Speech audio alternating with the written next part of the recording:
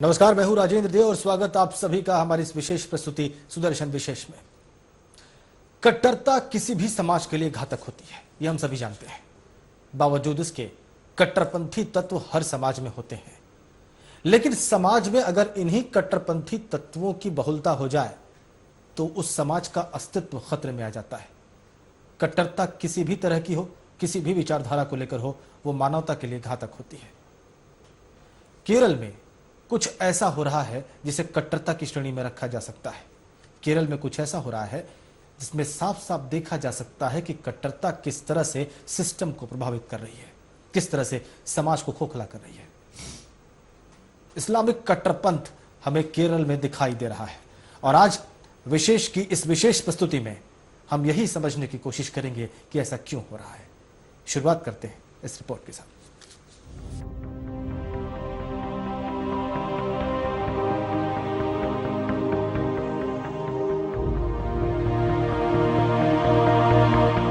केरल भारत का पहला राज्य जिसे 100% साक्षरता दर से जाना जाता है। अपने प्राकृतिक सुंदरताओं से विश्व में अपनी अलग पहचान रखने वाले केरल में आजकल धार्मिक उन्माद की आग जल रही है। ऐसा आग जिसको हवा 7 समुंदर पार से मिलती है। केरल में अरब देशों से आए मुस्लिम समुदाय के लोगों की इनकम बढ़ाने में काफी हद तक खाड़ी देशों के इकोनॉमिक बूम का योगदान है, लेकिन पिछले 4 दशकों के दौरान बढ़ी इस ताकत के कुछ नेगेटिव पहलू भी सामने आ रहे हैं। इससे समुदाय के कुछ लोगों में कट्टरता को भी हवा मिली है। पिछले कुछ दशकों से केरल की आबो हवा में कट्टरता का जहर घोला जा रहा है। आज केरल में धर्म के नाम पर हिंदू समुदाय को अपने घरों से बेघर किया जा रहा है। केरल में हिंदुओं की स्थिति का अंदाजा इस बात से आसानी से लगाया जा सकता है कि हिंदू लोग मुस्लिम बहुल इलाकों से पलायन कर रहे हैं। मलप्पुरम और मलाबार से कई परिवारों को भागना पड़ा। दारुल इस्लाम बनाने के लिए जगहें खाली होती जा रही हैं। 580 किलोमीटर लंबी समुद्री सीमा के किनारे बसे गांवों में हिंदुओं के जातीय सफाई की बाकायदा शुरुआत की जा चुकी है। पोन्नानी से बेपूर तक के 65 किलोमीटर इलाके में एक भी हिंदू मछुआरा नहीं मिलता। सबके सब या तो धर्म परिवर्तन कर चुके हैं या इलाका छोड़कर भाग चुके हैं।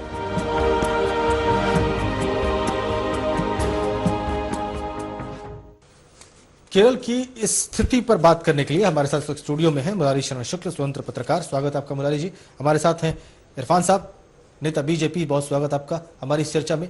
हमारे साथ हैं वाजपेयी जी, शेष नारायण वाजपेयी जी, सनातन विचारक हैं, बहुत स्वागत आपका वाजपेयी जी। सबसे पहला प्रश्न तो मैं वाजपेयी जी आपसे ही करूंगा। आप सनातन धर्म के विचारक हैं, कवि हैं, लेखक हैं। ये स्थिति ऐसी क्यों हो गई कि धर्म परिवर्तन हो रहा है केरल में? कहाँ चूक हो गई? पहली चूक ये है कि जो हिंदू समुदाय है ये हमेशा से असंगठित है और हर जगह है। ये केवल केरल की समस्या नहीं, हर जगह की स्थिति है कि हिंदू समुदाय असंगठित होने के कारण, और वहाँ संख्या काफी कम है और जो है वो असंगठित है। उधर चाहे ईसाई समुदाय हो चाहे इस्लामिक समुदाय हो, एक तो इन्हें 7 समुद्र पार से सहायता मिलती है और वो मिलती ही इसी कारण से है कि हमें अपनी संख्या बढ़ानी है। वो तो खैर ठीक बात है, अगर स्वेच्छा धर्म परिवर्तन हो बात अलग है, लेकिन दबाव जनित जो धर्म परिवर्तन है और इसीलिए जो विदेशी पैसा आता है, इसमें हिंदू समुदाय को संगठित होकर अपनी बात रखनी चाहिए और सरकार को इस पर ध्यान देना चाहिए, क्योंकि प्रशासन भी उन्हीं का साथ दे रहा है। और यहाँ से केंद्र तक सच्चाई ये है कि यदि हिंदू समुदाय की, हिंदू धर्म की, हिंदू मंदिरों की कोई बात की जाए तो वो धर्म सापेक्षता आ जाती है, वो सांप्रदायिक हो जाता है। और यदि इस्लामिक या ईसाइयत की कोई भी बात आती है, वो कितना भी बड़ा पक्ष लिया जाए उसे धर्मनिरपेक्षता की श्रेणी ही माना जाता है। ये सरकार का हिंदू धर्म के प्रति रवैया है, पक्षपातपूर्ण भावना है, ये सबसे बड़ी कारण है इस संदर्भ में। ये कौन सी सरकार? केंद्र सरकार? केंद्र सरकार का भी, और हर सरकार की स्थिति ये है। अभी नरेंद्र मोदी जी के संदर्भ में नीतीश कुमार जी ने जो कहा, नरेंद्र मोदी जी प्रत्यक्ष रूप से किसी भी समुदाय संप्रदाय को ऐसी चोट नहीं पहुंचाई जिसका प्रत्यक्ष उदाहरण नहीं है। जिस संदर्भ में उन्हें आरोपित किया जा रहा है उसमें भी अगर न्यायालयी व्यवस्था उस पर काम कर रही तो किसी को दोषी सिद्ध करने का हक नहीं। इसी तरीके मैं ये कहता हूं, अगर हिंदू धर्म की कोई बात करता है, चाहे मोदी जी हो या बीजेपी की सरकार कहीं है, तो उसे ये कैसे मान लिया जाता है सांप्रदायिक है? नहीं, मुझे प्रश्न ये है मेरा कि क्या इसमें हिंदू समुदाय के लोगों की खुद की कोई कमजोरियां नहीं है? ये जो असंगठित है ये खुद की कमजोरी है हिंदू समुदाय के। दूसरा, हिंदू समुदाय शिक्षा पर निजी रूप से कोई खास ध्यान नहीं दे पाता। जैसे इस्लामिक है, उन्होंने मदरसों के माध्यम से अपने को आगे बढ़ाया, पैसा आता है मदरसों में, मदरसों के माध्यम से समाज में अपनी संख्या बढ़ाई, अपने को संगठित किया है, ये व्यवस्था है। और वही सिर्फ एक कारण आप देखते हैं कि संगठित नहीं है हिंदू समाज। हाँ, संगठित नहीं है। मुरारी जी, आप क्या कहेंगे? देखिए, हिंदू समाज का संगठित नहीं होना एक विषय तो है, किंतु हिंदू समाज की सबसे बड़ी मजबूती यानी उसका स्ट्रेंथ और सबसे बड़ी कमी हिंदू समाज का सज्जन प्रवृत्ति का होना है। हिंदू समाज हमेशा से सभी समुदाय के लोगों को अपने में समाविष्ट करने की भावना रखता है, सबके बारे में सहृदयता रखता है और सबके सह अस्तित्व में विश्वास करता है।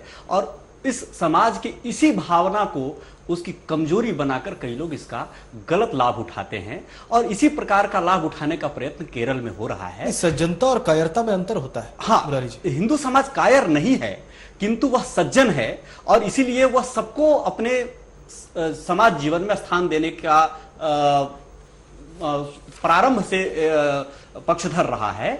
और इसके इस भावना को, इस उदात्त भावना को ही कुछ कट्टरपंथी तत्व जो अलग संप्रदायों के हैं, जो इस सर्वसमावेशी स्वभाव को शायद स्वीकार नहीं करते, वो हिंदुओं की इस कमजोरी को मतलब हिंदुओं की उदारता को कमजोरी बनाकर उपयोग करने का प्रयत्न कर रहे हैं। पूरे का पूरा संप्रदाय ही कट्टरपंथी है केरल का, आप ये कहना चाह रहे हैं? हिंदुओं से जो अलग संप्रदाय है वहां? नहीं, हिंदुओं से पूरा संप्रदाय कट्टरपंथी नहीं है। मैं संपूर्ण इस्लाम को ब्लेम नहीं कर रहा हूं, किंतु जो इस्लामी कट्टरपंथी लोग हैं, मैंने कई बार यह प्रश्न उठाया है कि इस्लाम के अंदर जो मुल्ले मौलवी मस्जिदों में जा जाकर तकरीरें करते हैं, प्रायः कुरान को भी ठीक से नहीं समझने वाले होते हैं, कुरान को भी ठीक से नहीं पढ़ने वाले होते हैं और इस्लाम की समझ तो उनकी बहुत संकुचित होती है। वह केवल और केवल 2-3-4 मुद्दों पर ही फोकस करके मस्जिदों में नमाज अदा करने आने वाले सभी मुसलमानों को भड़काने का प्रयत्न करते हैं। यह एक प्रकार से भारत के संविधान में वर्णित पंथ निरपेक्षता की भावना पर सीधा सीधा कुठाराघात है और इस संविधान के भावनाओं के उल्लंघन के दोषी होने के कारण ऐसे तत्वों को पहचान कर उन पर कठोर कार्रवाई करनी चाहिए। इरफान साहब, क्या ऐसा इस वजह से है क्योंकि एक तो आप बीजेपी को प्रेजेंट कर रहे हैं यहाँ पर, बीजेपी की कभी वहां पे हुकूमत नहीं बनी, बीजेपी तकरीबन साफ है केरल में से, और वहां पे जो ये बात कही जा रही है कि वहां पर जो दूसरे समुदाय हैं, मतलब कि हिंदू समुदाय से अलग जो दूसरे समुदाय हैं, चाहे वो ईसाई समुदाय हो या मुस्लिम समुदाय हो, उनके अंदर जो कट्टरपंथी तत्व हैं वो वहां पर हावी हो रहे हैं और उनको स्टेट गवर्नमेंट जो है रोक नहीं पा रही है अलग अलग कारणों से। इस पर आपकी टिप्पणी क्या है? नहीं, सबसे पहले तो मैं आपको ये बताऊं, बीइंग ए मुस्लिम, कि जो कट्टरता है उसका इस्लाम में कोई दूर दूर तक स्थान ही नहीं। बिल्कुल बिल्कुल। इसलिए नहीं है कि इस्लाम जो है वो परस्पर सद्भावना और एक से दूसरे को जोड़ने और भाईचारे का नाम जो है वो इस्लाम धर्म है जी। ये तो कुछ अलग तरीके के आदमी उसमें आकर अपने अलग तरीके की उसकी व्याख्या करके उसको आगे बढ़ा रहे हैं, तो उसकी बिल्कुल भी इस्लाम इजाजत नहीं देता। जैसे अभी आप कल या परसों आपने देखा होगा, पाकिस्तान में एक संस्था है, उन्होंने जो सिर्फ पाकिस्तान में तालिबान है उसके लिए उन्होंने फतवा जारी कराया कि भाई ये इस्लाम को मानने वाले हो ही नहीं सकते। जी जी। जो आदमी किसी आदमी का कत्ल करे वो इस्लाम का मानने वाला हो ही नहीं सकता, क्योंकि बहुत क्लियर कुरान शरीफ में भी ये लिखा हुआ है। एक तरफ जो आप पैसों की बात कर रहे हो उसकी तरफ भी मैं आता हूँ, कुरान शरीफ में भी और अहादीस में भी बिल्कुल क्लियर ये लिखा हुआ है, हर जगह लिखा हुआ है, हर सूरत में लिखा हुआ है कि खुले हाथ से जो है नी, जो आपके पास धन है उसको गरीबों पर और उस पर खर्च करिए। कहीं भी जोड़ने के बारे में आपको किसी भी कुरान शरीफ की आयत में नहीं मिलेगा, अहादीस में नहीं मिलेगा। तो पैसा जोड़ने के लिए हमारे यहाँ बिल्कुल जो उसकी जरूरत ही नहीं है। बिल्डिंग बनाने का भी कोई कंसेप्ट जो इस्लाम में नहीं है। उसमें तो ये होता है कि आप पर अगर पैसे हैं, मेहनत के, मजदूरी के, ईमानदारी के, हलाल रोजी अगर आपने कमाई है उसमें से बचाइए और गरीबों पर और अपने पड़ोसी पर खर्च करिए। उसमें पड़ोसी का ये मतलब नहीं है कि वो हिंदू है, मुसलमान है, सिख, कोई भी हो सकता है। आपकी उससे दीवार अगर लगी हुई है तो वो कोई भी हो सकता है। वो मुरारी जी भी हो सकते हैं, वाजपेयी जी भी हो सकते हैं, आप भी हो सकते हैं। जी बिल्कुल। तो मैं बहुत क्लियर ये आपको बताऊं कि इस्लाम का जो कंसेप्ट है बहुत क्लियर है। इसको कुछ लोगों ने इतना उसको जो गूढ़ बना दिया है, कुछ लोग नहीं रह गए इरफान साहब। अब ये कुछ लोग कहाँ रह गए? अब जो स्थिति है वो माइनॉरिटी वहां पे दिखाई नहीं दे रही है ऐसे लोगों की। अगर ये माइनॉरिटी में होते तो इनकी चलती नहीं वहां पे। ये टोटली जो वहां पर दो गठबंधन है, वहां वोट पॉलिटिक्स होती है केरल में। एक एलडीएफ है, एक यूडीएफ है जी। एक का नेतृत्व जो कम्युनिस्ट पार्टी करते हैं, एक का नेतृत्व कांग्रेस करती है। तो जब कांग्रेस आती है तो वो इस तरीके का मैनिफेस्टो लेकर आती है जो उससे थोड़ी बहुत कट्टरता बढ़ती है, और उसके बाद में उसके बदल के लिए जो फिर कम्युनिस्ट पार्टियां आती हैं तो वो उससे बिल्कुल अलग ही तरीके का लेकर आती हैं। तो उन दोनों की राजनीति की वजह से ये जो आपने रिपोर्ट दिखाई है ये उसका परिणाम है। अगर वहां सही तरीके से, अगर वहां भारतीय जनता पार्टी की सरकार बने तो कोई इस तरीके का वहां ना कोई प्रोपेगेंडा कर सकता है, और सब मिलकर हम आराम से परस्पर और सद्भावना के साथ रह सकते हैं। आप ये कहना चाह रहे हैं का कि कोई मतलब ही नहीं है। इरफान साहब, आप ये कहना चाह रहे हैं कि वहां पे जो दोनों मुख्य गठबंधन हैं, चाहे वो यूडीएफ है चाहे वो एलडीएफ है, वो ऐसे कट्टरपंथी तत्वों को पोषण दे रहे हैं वहां पे? बिल्कुल दे रहे हैं। मैं आपकी बात को बिल्कुल जो है नहीं आगे बढ़ाता हूँ। वो दोनों गठबंधन ही इन चीजों को बढ़ावा दे रहे हैं। नहीं तो हमारे और भी तो मतलब पूरे देश के, मेरे उत्तर प्रदेश के बहुत सारे मुस्लिम जो खलीज ममालिक में गए हुए हैं और बड़े आराम से मतलब यहाँ पे उनका परिवार जीवन व्यतीत कर रहा है। कहीं किसी तरीके की कोई बात नहीं है। मेरी बराबर में अगर मुरारी जी रहते हैं तो हम दोनों बिल्कुल छोटे भाई और बड़े भाई की तरीके होना भी यही चाहिए, आदर्श भाव। तो मैं तो अब बहुत एक ऐसा आपको वो बात बताने जा रहा हूँ कि हमारे यहाँ जो हिंदू है वो इतने बिल्कुल रोल जो बड़े भाई का करते हैं और मुस्लिम उनके साथ छोटे भाई का करते हैं। तो अगर हम दोनों मिलकर ये सब काम करेंगे तो हमारा देश तो बहुत आगे पहुंच जाएगा। लेकिन क्योंकि कांग्रेस वाले और लेफ्ट वाले ये नहीं चाहते कि यहाँ का मुसलमान जागरूक हो, पढ़ा लिखा हो, आपस में पारस्परिक उनके जो है संबंध हो, वो तो उनको दूर ही रखना चाहते हैं। अगर दूर रहेंगे तो उनको वोट मिलता है, अगर साथ मिल जाएंगे तो वोट ही नहीं मिलता। इरफान साहब, मैं आपको बहुत अच्छे एक एग्जाम्पल गुजरात का देना चाहता हूँ। वहां आज की तारीख में जो है हिंदू मुस्लिम सिख ईसाई जितने भी वहां पूरे गुजराती सब मिलकर रहते हैं, उसका विकास हो रहा है। बिल्कुल दंगा मुक्त गुजरात है। लेकिन साक्षरता के मामले में केरल गुजरात से कहीं आगे है। चलिए, मैं इस पे आपकी टिप्पणी लूंगा। और जो आपने पढ़ाई लिखाई की बात की कि पढ़े लिखे न होने की वजह से उनको बरगलाया जाता है, ये बात केरल में कैसे लग सकती है जबकि वहां पर देश में सबसे ज्यादा साक्षर मैं लोग हैं? आपको मैं आता हूं आपके पास। एक बहुत छोटे से ब्रेक का यहाँ पर वक्त हो गया। चर्चा बहुत रोचक दौर में है, कुछ ऐसे सवाल है जिनका उत्तर जानना निहायत जरूरी इस छोटे से ब्रेक के बाद। अक्सर ये कहा जाता है कि शिक्षित न होने के अभाव में किसी को बरगलाया जा सकता है, उसकी विचारधारा बदली जा सकती है, उसे विनाश के रास्ते पर ले जाया जा सकता है। लेकिन केरल में ऐसे कट्टरपंथी तत्व क्यों आगे बढ़ रहे हैं तब, जबकि केरल भारत का सबसे ज्यादा साक्षर राज्य है? इस प्रश्न का उत्तर ढूंढेंगे हम इस रिपोर्ट को देखने के बाद।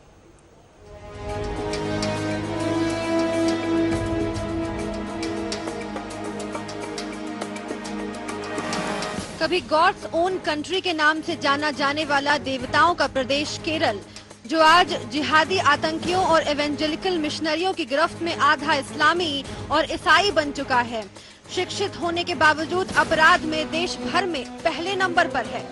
आपको बता दें कि केरल में ओसामा बिन लादेन को श्रद्धांजलि देने का मामला भी सामने आया था, और इसी केरल में इस्लामिक कट्टरपंथियों द्वारा एक ईसाई शिक्षक के हाथ काटे जा चुके हैं क्योंकि उसने परीक्षा में पैगंबर मोहम्मद का अपमान करता प्रश्न पूछा था। इसी केरल के एक नेता खुलेआम कैमरे पर बोल चुके हैं कि कैसे उन्होंने अपने राजनीतिक विरोधियों की हत्या करवा दी। केरल में बारी बारी से कांग्रेस, मुस्लिम लीग की और वामपंथियों की सरकारें आती रहीं और अपराध में वो सपा बसपा के राज वाले उत्तर प्रदेश और भारत की रेप कैपिटल दिल्ली से भी आगे निकल चुका है। राष्ट्रीय अपराध रिकॉर्ड ब्यूरो के अनुसार 2010 तक ही केरल की अपराध दर 424.1 है, जो राष्ट्रीय औसत 189.8 के दोगुने से भी अधिक है। केरल में कोच्चि की अपराध दर 1879.7 है, जो देश के अन्य शहरों के औसत 341.9 की तुलना में 5 गुने से भी अधिक है। केरल में 2009 के बाद अपराधों में लगभग 200% की वृद्धि हुई है। दंगों और आगजनी में भी केरल सबसे आगे है। इसका स्कोर 26 है, जबकि राष्ट्रीय औसत 6.4 है।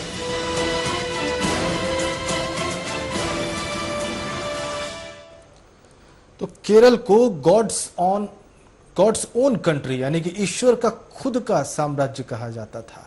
वहां की हम बात कर रहे हैं जहां पर 200 गुना अपराध बढ़ गए हैं। ईश्वर के इस राज्य में ऐसा क्या हो गया, क्यों हो गया, जबकि वहां पर सबसे ज्यादा साक्षर है?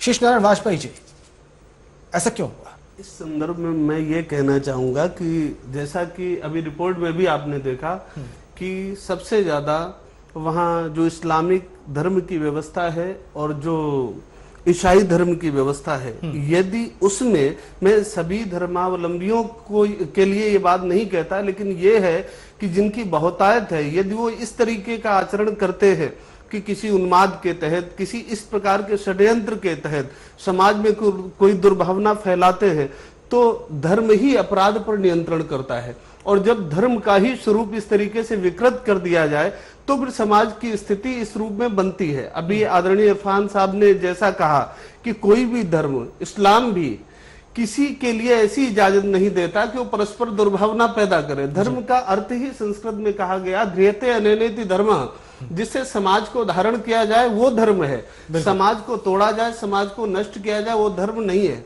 आदरणीय शुक्ल जी अभी कह रहे थे एक बात कि हिंदू धर्म की सहिष्णुता ने इस प्रकार की परिस्थिति पैदा की, ये सच है। आज भी मैं कह सकता हूं कि हिंदू धर्म के कई बड़े ग्रंथों में इस्लाम धर्म के कई शब्दों को सम्मान सहित स्वीकार किया गया। हमारे यहाँ महर्षि पाणिनि जी ने जिस सूत्र से व्याकरण में श्री राम शब्द सिद्ध किया है, कृष्ण शब्द सिद्ध किया है, वही लिख दिया पाणिनि से जो सिद्धांत कौमुदी है कि एवमेव अम्ब अक अल्लादयः, इसी प्रकार से अम्ब अक और अल्लादी शब्द हैं। इसी प्रकार से हमारे यहाँ ज्योतिष के ग्रंथ हैं, ताजी नीलकंठी, रमन लौरत्नम आदि, जहां पर 16 और 52 शक्लें उर्दू की संग्रहित की गई। तो पहले हमारे यहाँ सभी धर्म समभावना से काम करते थे। आज केवल संभावना की बात हो रही है और वस्तुतः ये जो दुर्भावना परोसी जा रही है बहुत घातक है समाज के लिए। क्या शुक्ला जी, क्या ये समझा जाए कि कट्टरता फैलाकर लोग राजनीतिक लाभ हासिल करने के लिए किसी भी हद तक जा रहे हैं केरल में? जी, ये केरल के मामले में बिल्कुल ही प्रासंगिक है। मैं एक व्यक्ति का नाम कोट करूंगा, अब्दुल नासिर मदनी। उसने इस्लामिक सेवक संघ नाम का संगठन बनाकर पिछले 40 सालों से केरल की धरती को रक्त रंजित करने के निरंतर प्रयत्न किए और दक्षिण भारत के तमाम राज्यों के राजनेताओं का कभी साहस नहीं हुआ अब्दुल नासिर मदनी के गिरेबान में हाथ डालने का। यह उस व्यक्ति के राजनीतिक कद का परिचायक है कि उसने किस प्रकार का प्रभाव बनाया। अब्दुल नासिर मदनी के खुद बम बांधते हुए, खुद जब बम बांध रहा था, यह बात अखबारों में, पत्रिकाओं में तमाम छपी है, और उस बम बांधने के क्रम में वो बम ब्लास्ट हुआ और उसके खुद के पैर टूट गए। आज वो व्यक्ति व्हील चेयर पर भी रहकर और वहां की जनता के खिलाफ, वहां के कानून व्यवस्था के खिलाफ, वहां की तमाम व्यवस्थाओं के खिलाफ आग उगलता रहता है और वहां सांप्रदायिक हिंसा भड़काने का कार्य करता है। मैं पूछता हूं, इस प्रकार के सांप्रदायिक व्यक्तियों को खुले में सांड की तरह क्यों छोड़ रखा है लोगों ने? ऐसे लोगों को सजा देने की बात क्यों नहीं करते हमारे यहाँ के राजनेता, जबकि छोटी छोटी बातों को मोहरा बना बनाकर जनता की भावनाओं को आहत करते हुए कहीं ना कहीं हमारे देश के राजनेता भी सांप्रदायिक ये धर्मनिरपेक्षता का गंदा खेल खेलते हुए, धर्मनिरपेक्षता का गंदा खेल खेलते हुए देश की सहिष्णु आत्मा पर आघात करने का प्रयत्न करते हैं। तो ये बहुत ही दुखद परिस्थिति है देश की कि हमारे राजनेता भी गजब के चीजों को न समझने वाले और मूर्खता की हद तक जाने वाली मानसिकता के हो गए हैं। इन सब बातों से हमें निजात पाने की आवश्यकता है यदि हमें आने वाले समय में भारत को एक बहुत ही अग्रिम पंक्ति में, विकसित देशों के अग्रिम पंक्ति में खड़ा करना है। कारण इन सब बातों से निजात पाए बिना, इन सब बातों से पार पाए बिना हम ये लक्ष्य हासिल नहीं कर पाएंगे। एक रिपोर्ट और दिखा देते हैं, फिर इरफान साहब से कुछ बड़े ही महत्वपूर्ण सवालों का उत्तर लेते हैं इस रिपोर्ट के बाद।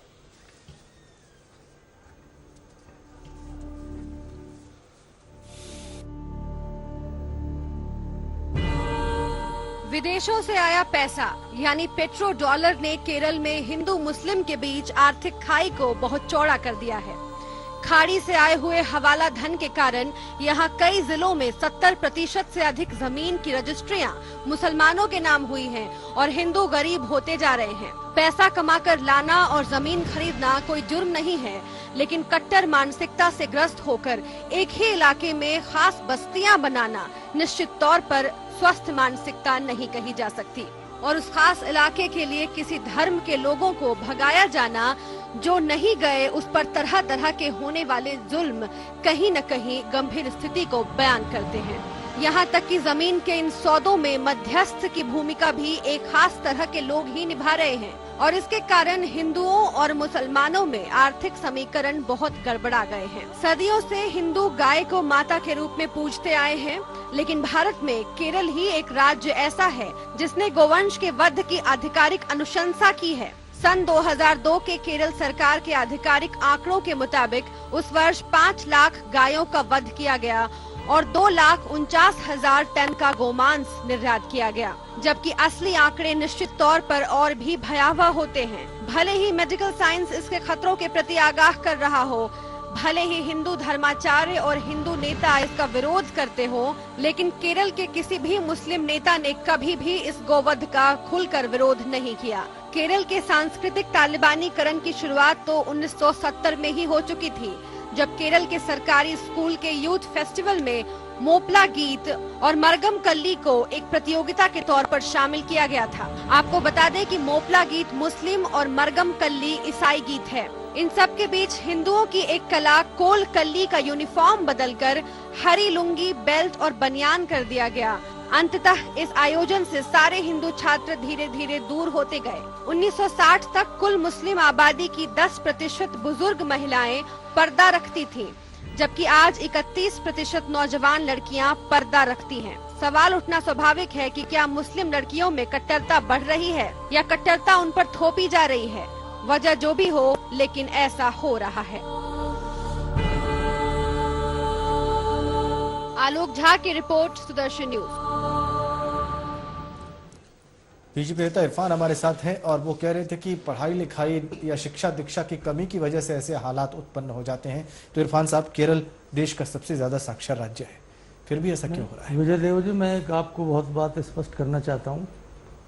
या जहाँ पर बिल्कुल ही बगैर पढ़ा लिखा आदमी होगा, या तो वो किसी के बहकावे में आके कट्टर हो सकता है, या कोई बहुत ही ज्यादा पढ़ा लिखा अगर आदमी होगा तो वो भी उस राह पर जा सकता है। तो ये मैं नहीं कह रहा हूँ, ये कई सैंपल सर्वे इसके आए पिछले दिनों, उनमें भी ये बात साबित हुई कि अगर कोई बहुत ज्यादा आदमी पढ़ा लिखा होगा तो वो कट्टरवाद की तरफ जा सकता है, ये एकदम इलिटरेट आदमी जा सकता है। तो कुछ ज्यादा ही पढ़ लिख गए केरल के लोग? बिल्कुल, वहाँ के आदमी तो कुछ ज्यादा ही पढ़े लिखे हैं। आप मतलब जो आप अपने सर्वे में दिखाई रहे थे रिपोर्ट, तो उससे तो ये मेरे तो ज्यादा पढ़ना लिखना भी घातक है? आप ये नहीं, मैं घातक तो नहीं कहूंगा, लेकिन हमें अपनी मानसिकता को बदलना पड़ेगा।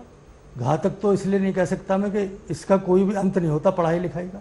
आदमी मरते दम तक पढ़ सकता है, लेकिन उसका एक रास्ता हमें अपनाना पड़ेगा। क्या रास्ता? जो एक मध्यम वर्ग है। क्या रास्ता? जो एक मध्यम मार्ग है कि हमें सबको साथ लेके चलना है, अपने अड़ोसी को, पड़ोसी को, सबको साथ चलने वाला जो रास्ता है वही इस भारत को आगे पहुंचा सकता है। और जिस तरीके की रिपोर्ट आप केरल की बता रहे हैं, अगर ऐसा है तो ये बहुत खतरनाक है। इस पर जो है जो भारत सरकार है उस पर इसको जांच करनी चाहिए, और जो केरल की सरकार है उसको भी इसमें थोड़ा अपना जो है रद्दोबदल इसलिए करना चाहिए कि खाली वोट ही पॉलिटिक्स नहीं है। हमको पूरे देश को बहुत ही ब्रॉड वे में करके चलना है। अगर हम कहीं 70% रहते हैं तो ये नहीं है कि हम वहाँ कोई दादागिरी करेंगे।